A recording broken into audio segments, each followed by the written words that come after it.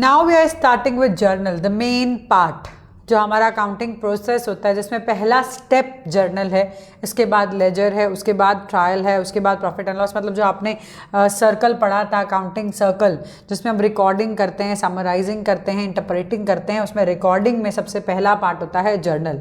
Journal को हम बोलते हैं बुक ऑफ ओरिजिनल एंट्री और बुक ऑफ प्राइम एंट्री। जो पहली एंट्री होती है उसको हम बोलते हैं बुक ऑफ प्राइम एंट्री, और जर्नल को समझा जाता है कि इसके अंदर सबसे पहले एंट्री रिकॉर्ड की जाती है। See this, journal is a book of prime entry or a book of original entry in which all the business transactions are recorded date wise, time wise, नहीं, date wise, as per the rule of debit and credit। जो rule है debit credit के, आपको real मैंने आपको समझाया है अभी जस्ट दैट रियल अकाउंट का क्या रूल होता है, पर्सनल का क्या होता है, नॉमिनल का क्या होता है। उस बेसिस पे हम अकाउंट्स को डेबिट या क्रेडिट करते हैं as per the rule of debit and credit with the precise description of each transaction.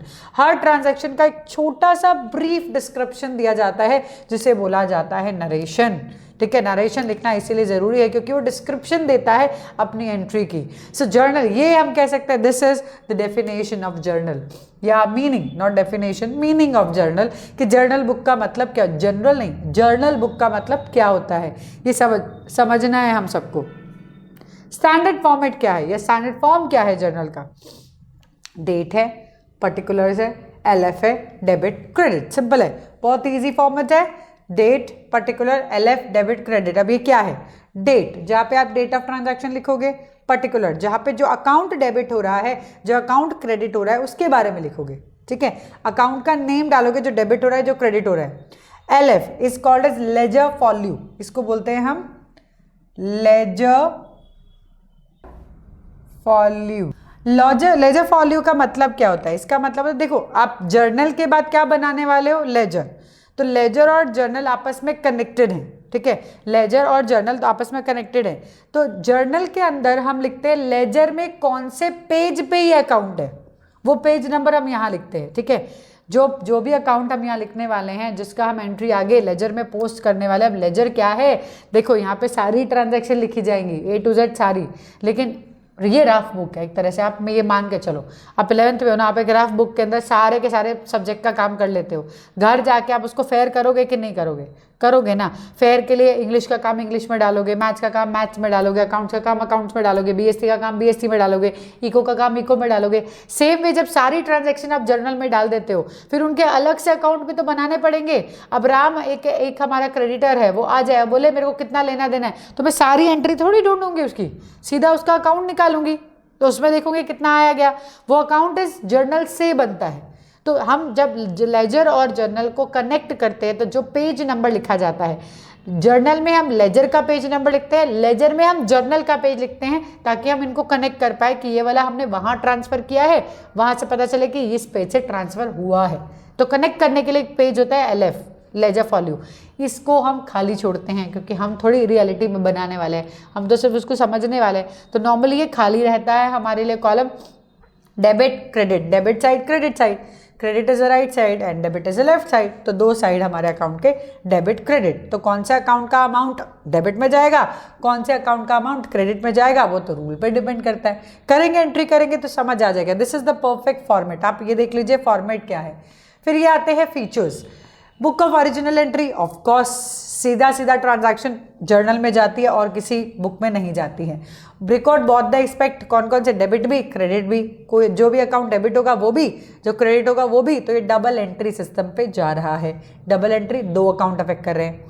All the transaction of business recorded on daily basis, date wise, daily chronological order में। Chronological का मतलब time wise इसको record किया जाएगा। ठीक है, with brief explanation is called narration, जो हमने यहाँ पे भी पढ़ा है ना। तो नरेशन तो दी जाएगी, थोड़ा ब्रीफ डिस्क्रिप्शन दे दिया जाएगा एंट्री का, तो बहुत बढ़िया रह जाएगा। Easy to post in the ledger account, यहाँ से आप कनेक्ट कर रहे हो लेजर से तो इजी हो जाएगा आपके लिए पोस्ट करना। And to know the account wise, फिर हमें अकाउंट वाइज उसका डिटेल भी पता चल जाएगा, यहाँ से पोस्टिंग अच्छी हो जाएगी। लेकिन कुछ लिमिटेशंस भी तो हो सकते हैं ना। लिमिटेशंस क्या हो सकते हैं, सोचो। लिमिटेशंस क्या हो सकते हैं? लिमिटेशंस सबसे पहला, अगर नंबर ऑफ ट्रांजैक्शन बहुत ज़्यादा हुई, वॉल्यूम ऑफ ट्रांजैक्शन अगर ज़्यादा हुआ तो ये सुटेबल नहीं है। इतनी सारी ट्रांजैक्शन पहले यहाँ लिखेंगे, फिर उसका लेजर बनाएंगे, अरे भाई इतना क्यों करना है, डायरेक्टली फिर लेजर बना लेते हैं ना, डायरेक्टली उनके अकाउंट खोल लेते हैं, क्या करना है, क्यों करना है। तो वॉल्यूम बहुत ज़्यादा हुआ तो ये सुटेबल नहीं है। फिर आप जर्नल बनाओ, फिर लेजर बनाओ, आप डेली बेसिस पे रफ वर्क ही इतना कर लोगे तो फिर डर जाओगे, है ना। तो वॉल्यूम ज़्यादा हुआ तो जर्नल नहीं, फिर सुटेबल नहीं लगता है, कॉम्प्लेक्स सिस्टम लगता है। क्यों कॉम्प्लेक्स सिस्टम नहीं लग रहा है, पहले जर्नल में लिखो, फिर लेजर में जाओ, फिर ट्रायल में से अच्छा है उनकी बुक्स बना लो, सीधा सीधा सेल्स के अलग बना लो, कैश के अलग बना लो, सही नहीं लग रहा है वो। तो कॉम्प्लेक्स सिस्टम लगता है कि पहले जर्नल में डालो, फिर लेजर में जाओ, थोड़ा सा कॉम्प्लेक्स है, ठीक है। फिर आता है डज नॉट या do not reveal cash balance. इससे पता थोड़ी चलता है हमें कि हमारे पास कितना पैसा पड़ा है, कैश बैलेंस नहीं पता चलता है। Do not reveal cash balance, हमें नहीं पता चलेगा आप कैश कितना है, बैंक कितना है, पता है क्या जा रहा है, बस वो सब चीज़ें। हमें लेजर में ही जाना पड़ेगा कैश के लिए, हमें अकाउंट में ही जाना पड़ेगा देखने के लिए कैश बैलेंस कितना है, ठीक है। फिर ये अब clearly it is not a substitute, do not act as a substitute, do not act as substitute of ledger,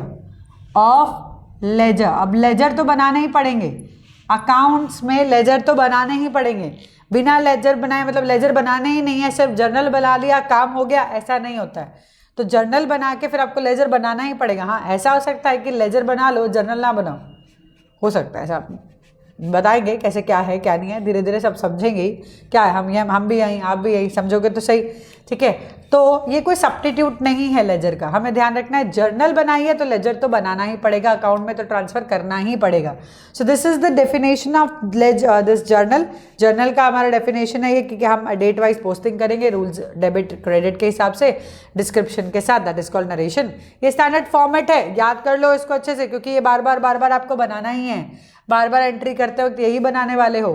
standard format है लेजर आपका, जर्नल का, लेजर बाद में, पहले जर्नल फिर लेजर। लेजर क्या है, इसके अकाउंट्स को प्रॉपर एक एक फेयर करना, एक एक अकाउंट में अलग अलग बनाना, वो लेजर है। तो लेजर कनेक्टिविटी रहेगी बाद में, पहले जर्नल सीखेंगे।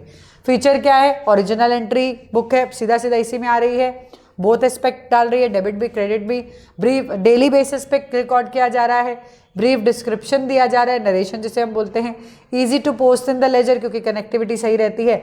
लिमिटेशन, ज़्यादा अगर वॉल्यूम हो गई डेली बेसिस की ट्रांजैक्शन की, नॉट सुटेबल, फिर क्यों लेजर बनाए, फिर जर्नल बनाए, सब कुछ बनाए, मतलब जर्नल बनाए फिर लेजर बनाए। कॉम्प्लेक्स सिस्टम है, पहले जर्नल बनाओ फिर लेजर बनाओ, कोई कैश बैलेंस को रिवील नहीं करता है। It is not acting as a substitute of ledgers, ledgers तो बनाने ही पड़ेंगे, बिना उसके काम नहीं चलेगा।